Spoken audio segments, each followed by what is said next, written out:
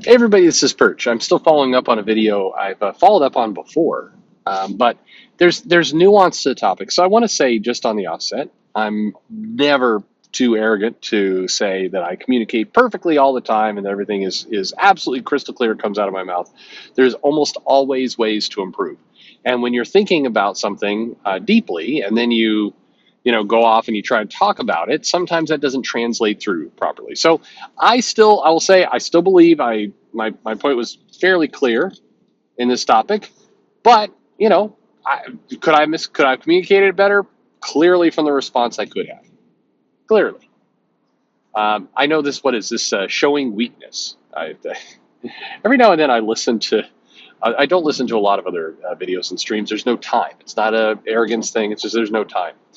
And somebody was going on and on about how you never admit you're wrong. Even if you discover you're wrong, you never admit you're wrong because then it shows weakness, and then your enemies will topple you. It's like, good God. I mean, are we talking about comic commentary, or are we talking about like the Mongolian invasion of China? It's bizarre. Anyway, let me read this mail, and I can clear up maybe an inconsistency, but I'm curious to get your take on it. So it says, "Dear Perch, I feel like I totally get what you're saying with they don't know why you're mad at them. But your comment about Leah Williams deliberately making fans mad with pee-pee writing," to be clear, there's a panel that talked about pee-pee boy. It's not pee-pee writing. But as I mentioned in another video, I'm sorry. I just, people say I am on the fence a lot. Leah Williams sucks as a writer. Sucks. I'm sure there's somebody out there who enjoys it. It is definitely not me. I don't know how more definitive I can say that. Anyway, making fans mad with pee-pee writing seems to work against that. Could you elaborate a bit on how these two things coexist? Well, let me give it a try. And I'll do so by kind of explaining, and then I'm going to read to you a segment of a different mail, which will also kind of come into effect. So first off, like I mentioned in that video, the video was the creators don't understand why you're angry. And that got a number of reactions. I know when Zach did a reaction video to it, which is basically, they're lying to Perch. Well, no, I still don't believe it. And I don't believe it because if you've had these conversations, you see it. I think a more true statement would be they're lying to themselves. I do think that if somebody really did a lot of self-reflection, sat down and said, what is going on here? Why are people upset? Why is this dynamic the way it is? I think they'd figure it out. I don't think it's that complicated. I don't think it's that hard. I don't think you have to agree with someone in order to understand why they disagree with you or why they're angry. You don't have to agree to have empathy. I'm empathetic to all kinds of situations out there. It doesn't mean I'm going to put myself in those situations. It doesn't mean I agree with the choices that got people there. It's just, it is what it is. But understanding requires a certain amount of self-reflection. And as I've said before, I think a lot of the people who are really hyped up in the culture war, and in many cases, the creators we're talking about, the creators who do not understand why the fans are angry, they fall into kind of one of two camps. One is either they're very involved in the culture war, so they're swinging punches like a Mark Brooks. So Mark Brooks is somebody, I've not heard from Mark Brooks directly, but Mark Brooks is somebody who's, posted lots of things intending to antagonize people, and he knows that he's doing it. He's told other people that he enjoys screwing with them. I think he's even tweeted that, I enjoy screwing with these people. Yet, at the same time, I've also heard Mark Brooks has told people, and I believe this, that he still doesn't understand why they're mad. So you got to kind of do some mental gymnastics in your mind to put these two together, but basically it comes from a number of places. It's like, I'm screwing with people, they should just take it. Or I'm going to wind them up, but me winding them up, because it's kind of a game for me, I kind of assume it's a game for the other person. I don't have the empathy or the understanding to know that I'm actually pissing people off on a major level. That part eludes him, presumably. Again, I'm not a therapist, I don't know why, but that if you are very convinced you're right, if you're very convinced that your way is the only way, then oftentimes you don't understand why people disagree or why people are upset. You have no way of knowing, because you just can't even, you can't even conceive of a world where, you might be wrong. And if you have if you have right on your side, if you have correctness on your side, it means people who disagree with you, are either stupid or evil, or I mean, that's how you get to the point where, people saying, the fans who are complaining are Nazis. Some of them actually believe that, and they believe it because they believe their side is so completely correct, so completely right, that the only way you could disagree with that is if you are literal Hitler. And when you get that locked into your brain, you're screwed. And this is not applied only to one ideology. Anybody who gets too far down the bubble, the tunnel, too far into their own bubble, gets like this. It's why it's always, always good to have your opinions challenged. It's always good to listen to counter opinions without having to go on a crazy rant about it. I mean, look, I point to that interview one of the interviews I did with Gabe. So if you listen to the first 10 minutes of that interview, and a lot of you noped out long before you got to 10 minutes, I made a comment.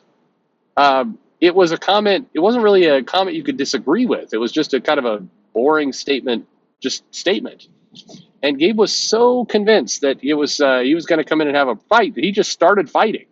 He just started arguing, but there was no argument. I finally, after 10 minutes, dude, we're not arguing right now. And but that's where it gets. If you get too far down that tunnel vision path, you lose it, and that's what's going on. So now you say, okay, well, wait a minute. What does this have to do with Leah Williams? And if Leah Williams is talking about antagonizing people, then surely, she must know why they're mad. Well, still no, because there's a major difference between trolling somebody, deliberately poking and screwing with somebody, and then understanding the impact of your trolling. I think a lot of you have been on the internet for a while. You've probably seen this before, where big trolls, people who really go out of their way to screw around, they seem weirdly divorced from the consequences of their actions. They seem confused. It's the picture of the woman's just shoveling shit over the wall, like she's just throwing her opinion over the wall, and then suddenly a bunch of shit comes raining down on her in return, comes coming from the other direction. It's like, help, I'm being attacked, she says. It's for people who regularly just throw crap around and troll. They are often the ones who are the most surprised when they get what they give.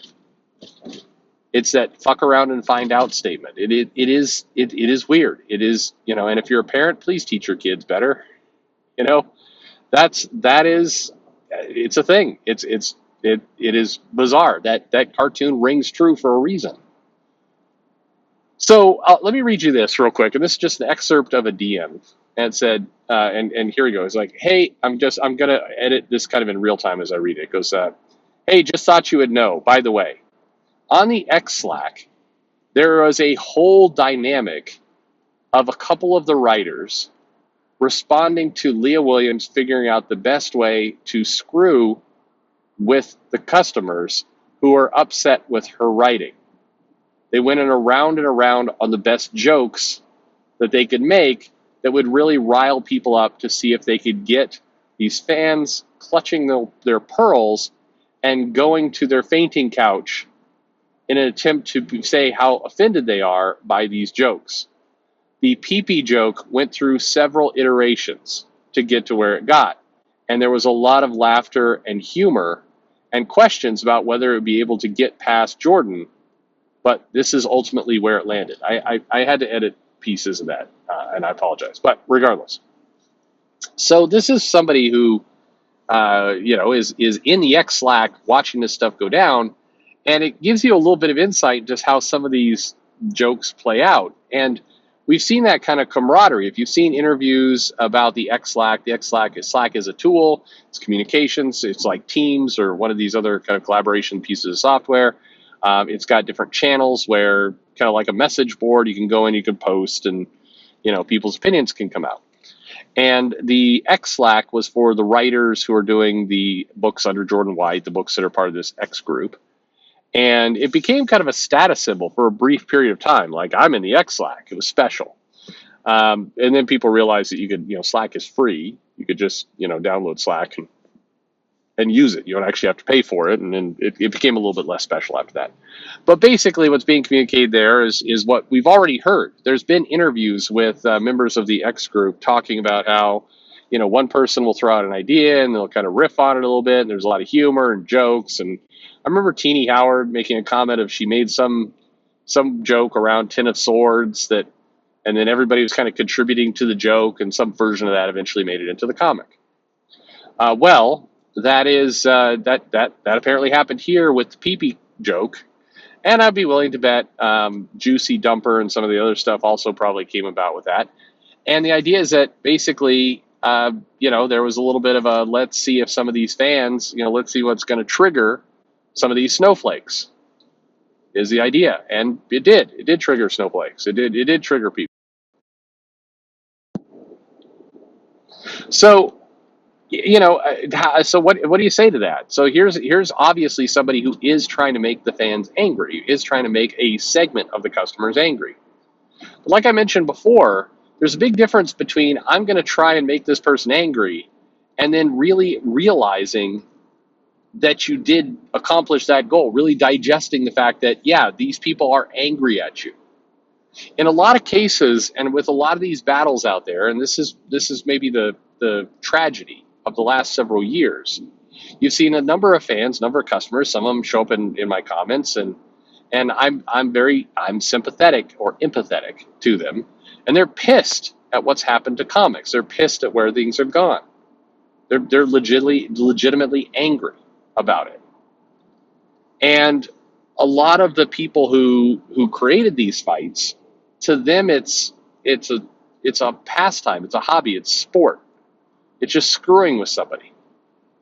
It's kind of the same thing that there have been a handful of let's just say creators coming from the other side who have said all kinds of shitty things about me in this channel. He is boring. I get tired when I listen to him. He has a dumb voice. He sounds like a fag. These are things that have been said about this channel. And every now and then I push back on it, and the people I push back on go, "What? I don't understand. What?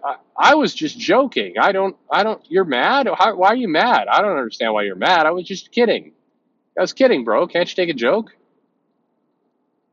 It's that same behavior, and that's a lot of what's going on here. Yes, it is absolutely true. I don't think it's widespread, by the way, but it's absolutely true that some creators think up ways to kind of tweak and screw with people.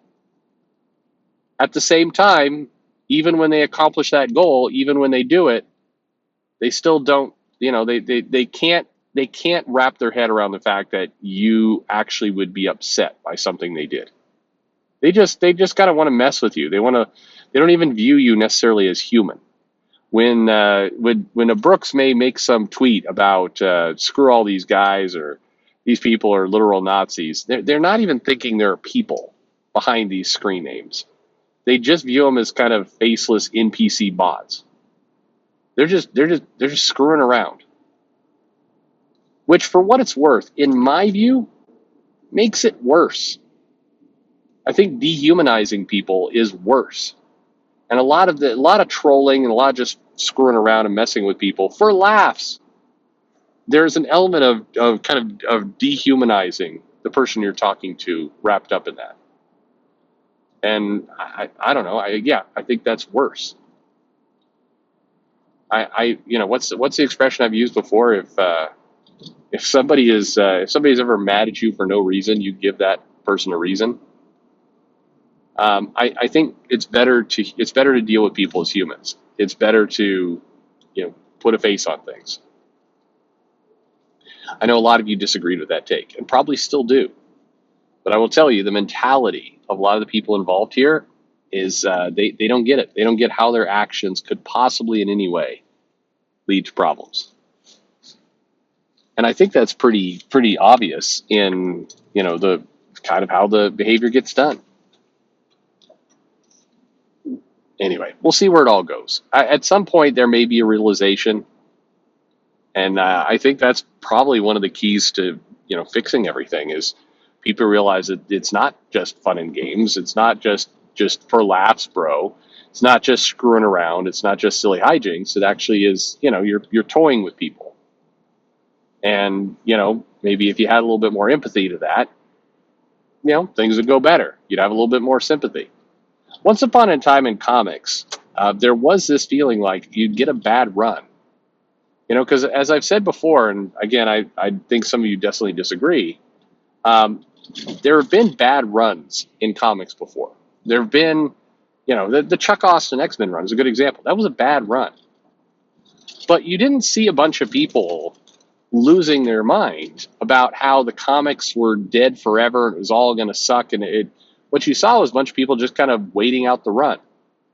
You saw people going, well, this does suck, but I guess I'll just wait until he's off the title and then I'll see what it's like. You didn't get that kind of, that kind of certainty that doom was upon us that you have today. Maybe part of the reason, maybe at least one of the reasons behind that is that, there was a little bit more empathy. It didn't feel like it was personal. It didn't feel like people were treating each other like robots.